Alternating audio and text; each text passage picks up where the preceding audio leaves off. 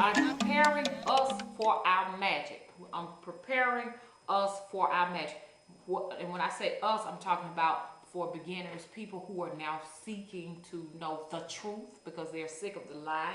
And so that's what this video is for. And I understand my family is far more advanced in teaching than me. So it's some great people out there that you can learn from. I am watching that channel myself because, like I said, I've never stopped learning. And some of the greatest out there to me is the Goddess Network, Oceana, oh, okay, I'm kind of stuck. You know, I should have just had a list of all those great people out there, but most of them are my family. And you can see my family because, you know, you'll see most of them commenting or whatever, but they got some great information for those who are seeking the truth, okay? The truth, because you're not going to find it on television, okay? If you can find more truth on the internet than you can anything. But coming back to talking about demons, and the reason why I'm bringing you to this, because if you're going to work magic, you're going to see, and if you're going to see some entities out there, if you're astral traveling, a lot of you shamans who astral travel, a lot of you witches who astral travel, you're going to see some unfamiliar figures out there. Don't be afraid, because they feed off of fear, most of them, and they're no different than us. They have personalities. You know, you got some people out here that feed off of fear. They love it. And the more you are afraid, the more fear they put into it, okay? So now what you got to do is learn to not have fear and know that they are entities that you can work with, okay? A lot of you play these games and stuff like that on these software games and stuff on the computer and Xbox and PlayStation 3. You're very familiar with the demons. Some of them do fight, but some of them do have some great information, some great insight for you. And if they are fighting with you, it's an issue that you got to work with inside of your life.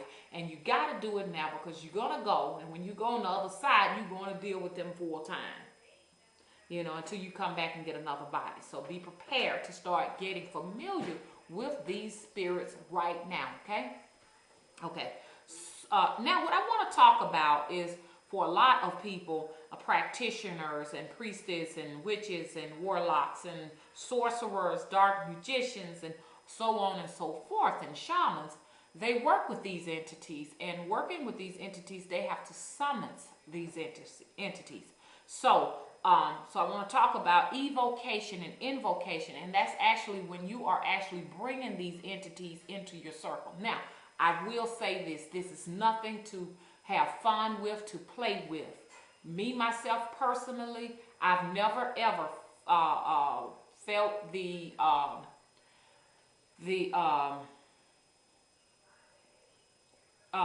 don't even have a word for it, but I've never felt that I've had to actually invoke or evoke any of these entities. My work has not gotten to that point. But for a lot of people whose work is very advanced, like the high priestesses and priests, they have to do this sort of thing. Now, I will say, for those who are listening to this message, like we talked about black magic and how you can put objects in people's bodies that can harm them. When I tell you this is nothing that you go out to do, because there is karma that comes with every deed. So this is nothing that you just go out and try yourself to see if it works. Please don't do that. I'm only sharing information. No, I have not myself done anything, put cockroaches in anybody's body. I'm only telling you what a lot of the old wives, what a lot of the so-called witches have seen others do in the past or in the present. I'm only conveying information. So please don't say, oh my God, she's doing this and she's teaching. Do not do any of this unless this is a last resort and you go under a trained professional. This is only to educate you to what is there. So we can say all day long, let's not talk about it. While you're not talking about it, somebody's practicing it. And it may just be your unfortunate ass, excuse my language, that this is on, you know. And so that's why you need to know this information if you're going to be in the world of magic. If not, get out. It's nothing to play with, okay? I myself have not done that, okay? I'm only conveying a message. Meanwhile, I'm taking up all of the time with the camera. So I want to straighten all of that out. It's to straighten out all the confusion so we can know which way we're going. But evoking and invoking a spirit it has to be done sometime. Not for us. It's for those who are trained, who have the knowledge of doing things of this nature. So much has been distorted and warped by enemy religions, y'all. The real meaning of demon in Greek terms means an intermediate spirit between woman or man to the divine. That's all it is. You know, it's your connection, it's your lifeline to the divine, okay? So, summoning an entity or demon or energy, all the same. Demons, energies, entities, all of them the same.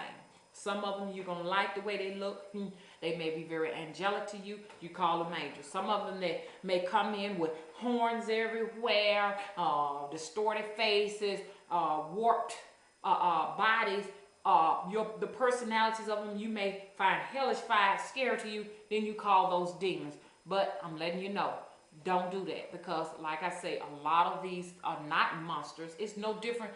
It's no different than the people in society who may have distorted features, like the Elephant Man. It's unfair to call him a monster. Think about it. A person who's severely burned, you call him a monster. No, it's not right. Don't do that. Don't be prejudiced. It's no different with the spirit entities. I'm not talking about my family.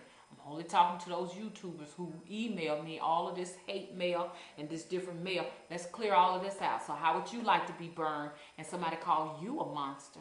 But inside your heart, your intentions are good, okay? It's no different for the spirit entities, okay? Okay, let's talk. So summoning an entity or demon or energy, they are all the same, whatever kind of name you want to give them. Evocation and invocation. Let's talk about the difference.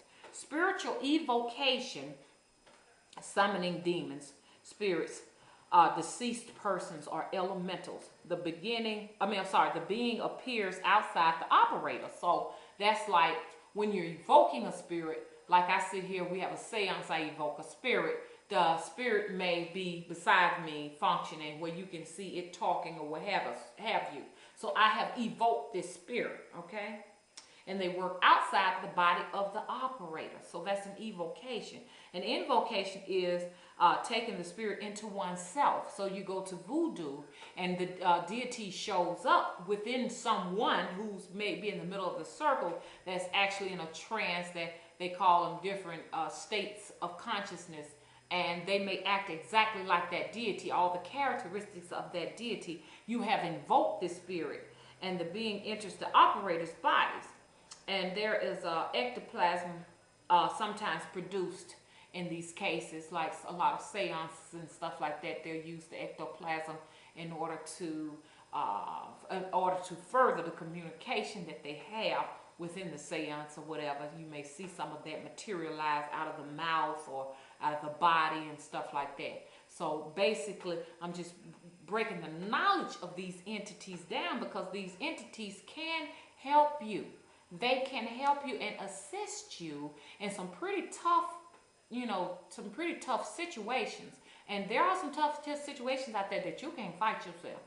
Even not even a gun can help you, a rifle or what have you. Sometimes not even a lawyer. But, that's why if you're going to be in magic, you need to know about these things, because you may have to summon any of these spirits, and you don't need to be frightened when you see them, because that's not good. That's just like, that's the hell that they talk about when you summon a demon or a spirit, and they can be tricky. So I wouldn't recommend anybody just go out and do something like that themselves just to test it or to say, I want to try this.